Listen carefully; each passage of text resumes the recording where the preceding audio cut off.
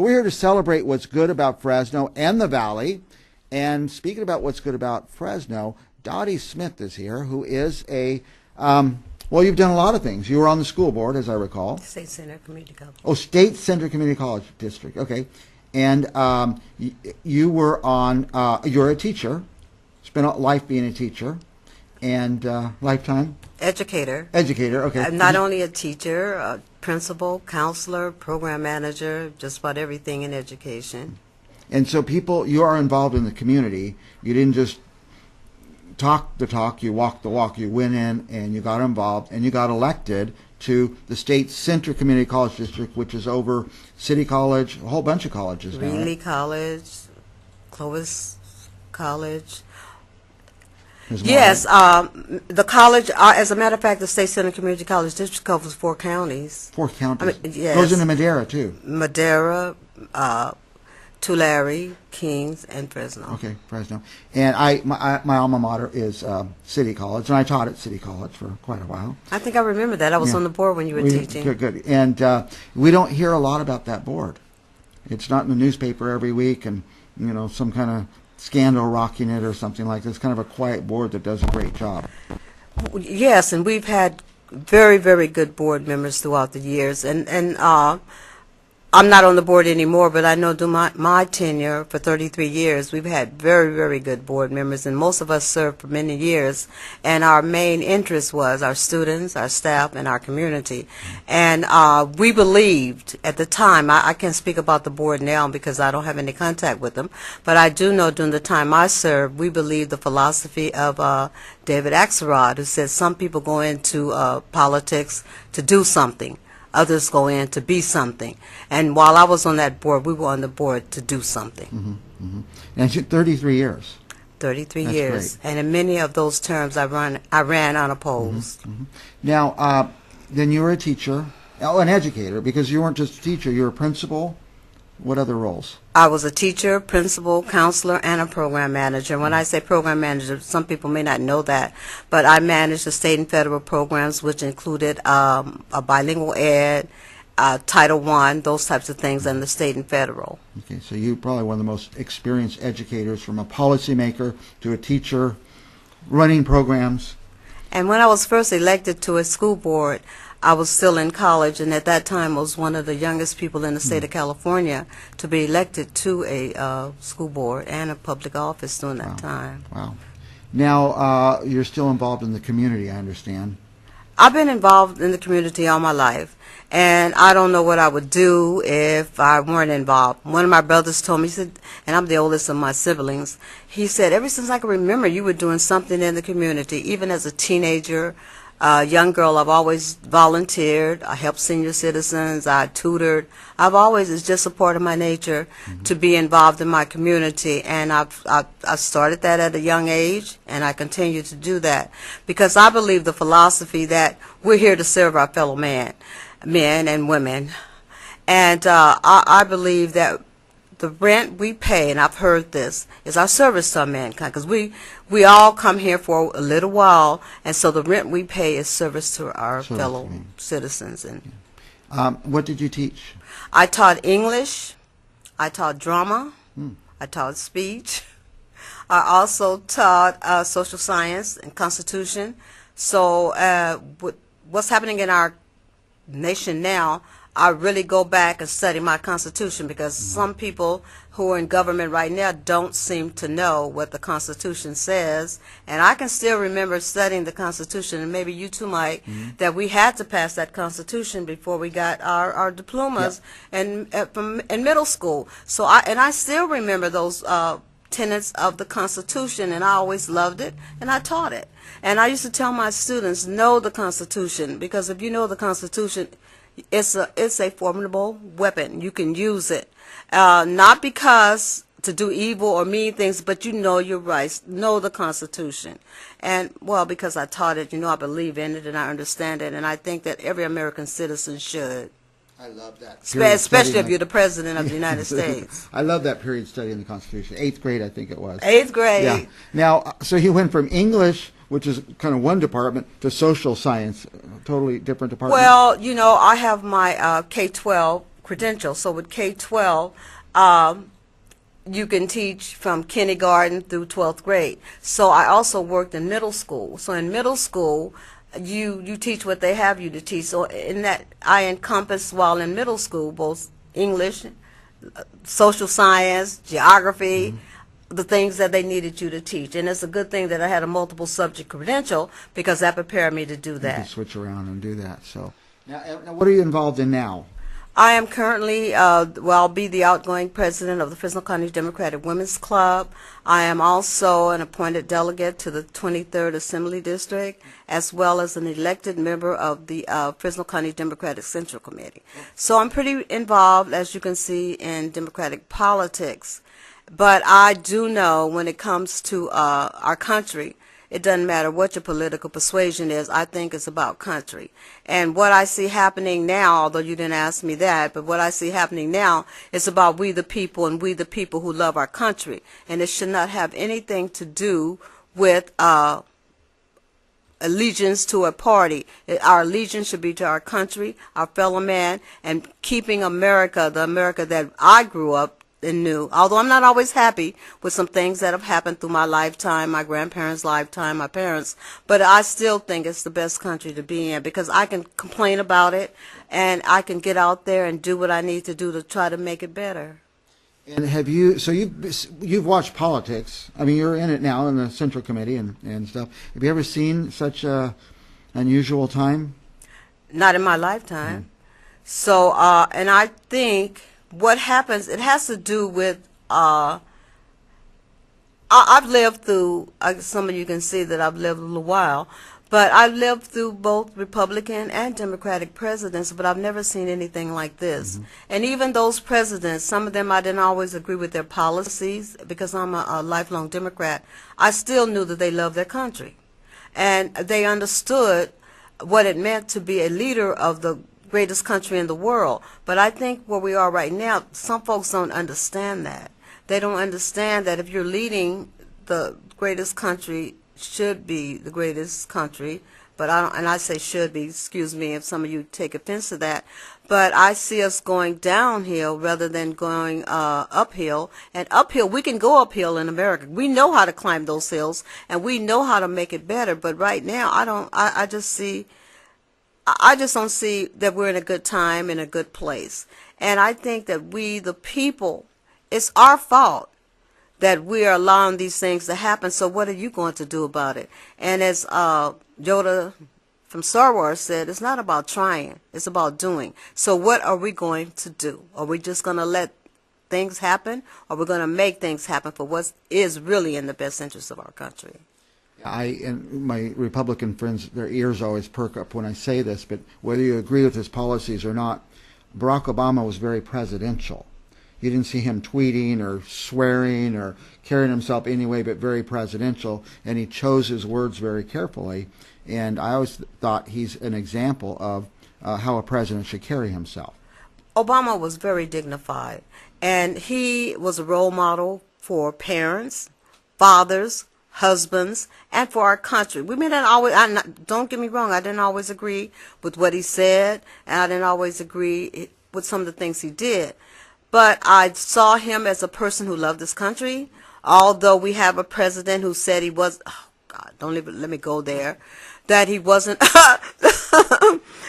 he wasn't born here.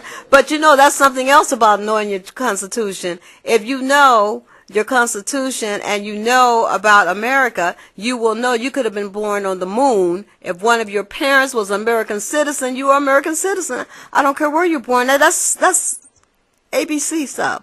And for a person to be in the White House to deal with something like that for all of those years, didn't he know? What about all our people in the military? They have children throughout the world, but those kids are still American citizens. He didn't know that. So, but that's just one of the things he didn't know. Or so many things he doesn't know. But Obama, he was a dignified president, but I think he brought that dignity with him. It wasn't about somebody teaching him to be dignified. I think he understood that I'm the president of these United States of America, of these United States, and he did not want the division. And I think sometimes I used to say, well, he should be a little tougher, but he didn't want division or to hurt anybody's feelings. And I think he should have been a little stronger. And I will say that. And saying and doing some of the things. And some of the folks, no matter what he did, he wasn't going to do it right. So do what you believe is right, because some people will be against you no matter what. No matter what happens. Anyway, it's your open forum, so I want you to talk about whatever you want. You were telling me some stuff before the show started, but I don't even remember what it is now. Sorry. See how important it was what I told him before the show? I get nervous before the show, too. Well, first of all, I'm a lifelong Fresno resident. I was raised in Southwest Fresno, the North Avenue Community District. I attended local schools, kindergarten through Fresno State. I'm a graduate of Fresno State, and as Mike mentioned earlier, I am a lifelong educator, retired as an educator after 37 years. I have always been involved in politics. As I said, I first won office as a school board member in a county school board when I was still in college, and I was one of the youngest people in the state of California to have been elected to a board. And sitting on the State Center Community College Board for 33 years, I also served as the California State Chair for Community Colleges. I served on the California Board of Directors for Community Colleges. I served on our National Board of Directors for Community Colleges. And I am a community college lover. My own children, when they were in high school, one of the counselors said, "We stop asking your kids where they're going. We know they were going to community colleges." And while I say that, I'm plugging community colleges because you can go to community colleges, and after you leave us, if you do what you're supposed to do, I'm still saying us, you can go anywhere. And I talk anywhere when I say Princeton, Berkeley, Yale, anywhere, if you have gotten that community college education that you went to school to get. And some people complain, and you read about it in the papers, you hear about it on the news, that the students in community colleges are not graduating. Well, I'm going to say this. They're not graduating because they do not come to us prepared.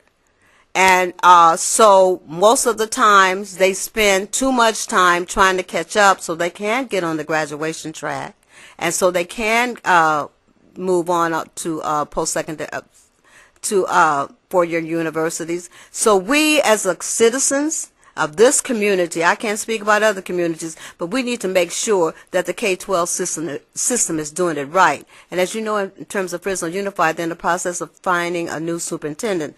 You should have a voice, because I said the superintendent should be the people's superintendent. And also I talked about, and it was mentioned to me, some of the things I talked about, why I wanted to speak, is that it should not matter where a student's desk is, the type of education or the quality of his or her education. I don't care if he sits in Southwest Fresno, North Fresno, they should have the opportunity for a quality education. And, you know, I used to tell my students when I taught, I have a serious concern, and I also have a vested interest in you, because I am selfish. I want you to get an education, because I'm going to be that old lady out there, and if you're too busy working, you're not going to steal my purse, hit me on the head, because you'll be too tired. So I have a vested interest, plus you'll be putting money back into the system so we can make sure that Social Security and some of those programs don't go broke. Wow, that's great. Now, let me ask you this. Well, it's not great that the students aren't prepared, but it's great you have such passion for this. Do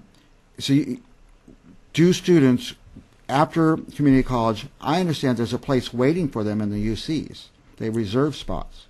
Well, if they get into our programs, well, we guarantee that. Mm-hmm. If they graduate, do what they need to do, and the programs, we do have a program such as that. But what I meant, in terms of students, you have to be prepared. You have to be willing to do what you have to do. And if you do that, yes, we do have a partnership that shows that those students come to us in community colleges. I'm talking about the State Center Community Colleges.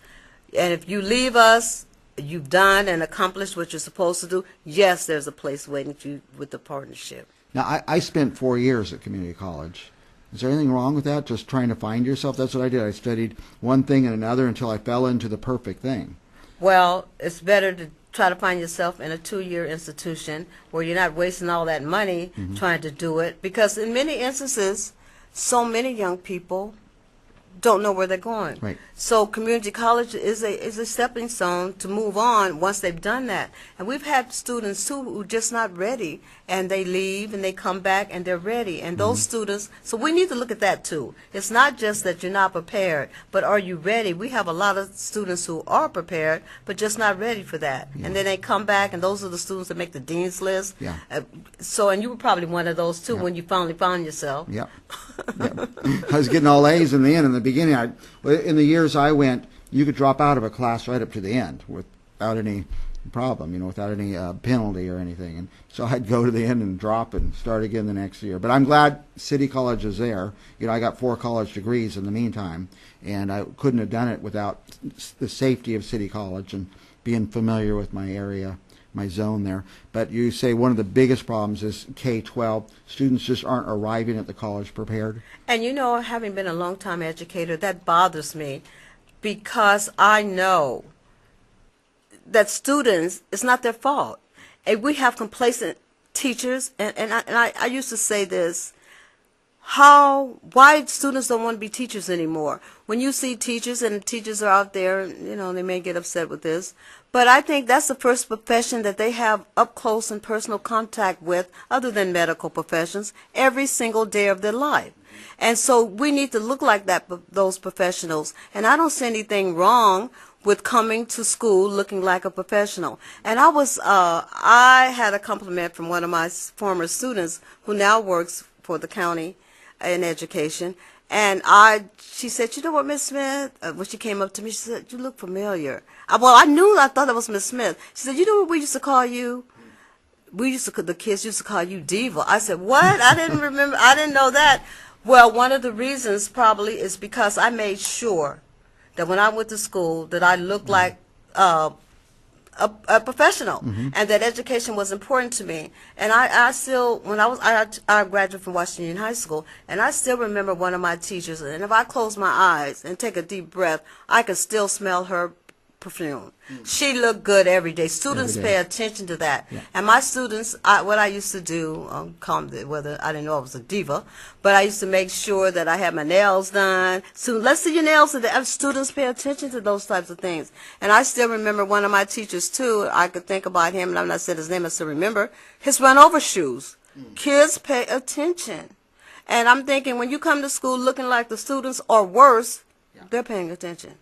So the teacher is the first mentor, the first model for students, how they dress, how they act. And if a teacher comes in and doesn't care about themselves, that's going to translate to the students. And it makes the students think you don't care about them, you're not that important. And I got that, one of my students, I was placed on a special assignment. And so, I dressed a little more dignified. And so when I came back after the assignment, this was in education, middle school students said, "Oh, so when you go on a special assignment, you dress better than you do for us." And they pay attention to that, although I thought I was dressing okay. They noticed but that, I just say kids do pay attention, teachers. You need to look at that. And you also need to know that they know if you care. And I've always said this when I was an administrator, if it comes from the heart, it touches the heart. And kids will want to please you if they know that you have a genuine interest in them. They will want to please you. That's right. Our guest is Dottie Smith. You're a historical figure. You're still active. School Board, State Center Community College District from 1981 to 2014. Is that 33 years? And you served as a teacher, as a principal, program manager. You did a lot in education. There's probably not a lot of people that know more about education than you. Well, I learned from my students. One of my students, one year when the rapping and everything was just coming out, one of my students wanted to do a rap on the talent show, and I said no. He said, "Miss Smith, would you please listen?" I said, so I listened. And he had all these historical figures in his rap.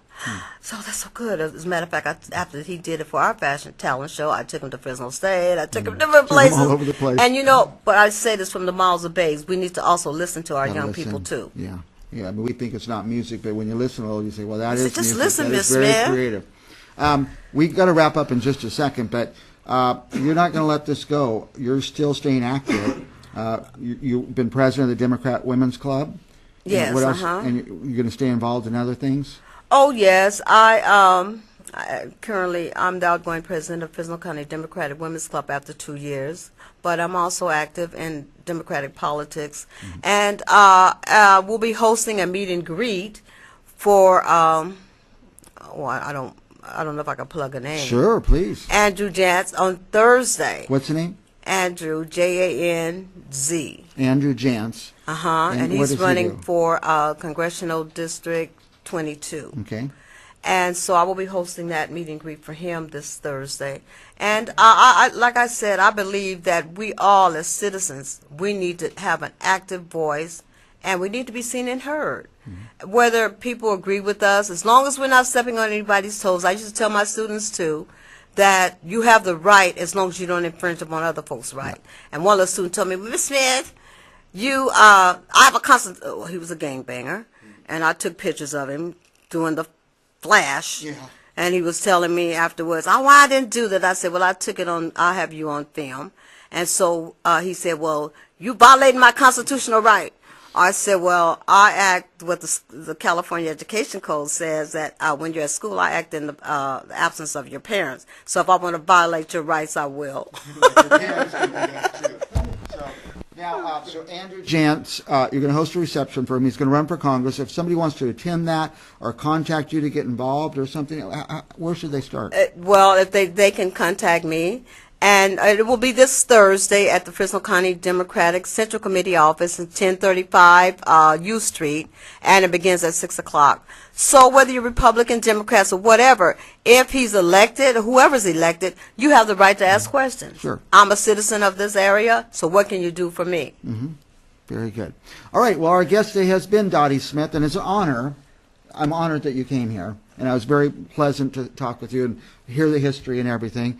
And we're going to have more right after this commercial break.